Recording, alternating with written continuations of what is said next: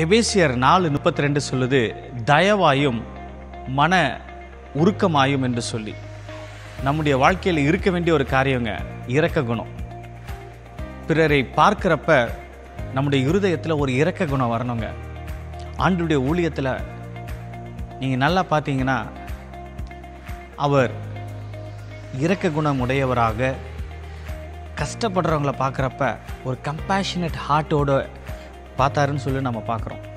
அது மாத்திரம் இல்லை, அவர் கஷ்டப்படுறவங்கள பார்க்குறப்ப உதவி செய்தார் என்று சொல்லி, வியாதியோடு இருக்கிறவர்களை பார்த்தப்ப அவர் உதவினார், சுகம் கொடுத்தார் என்று சொல்லி.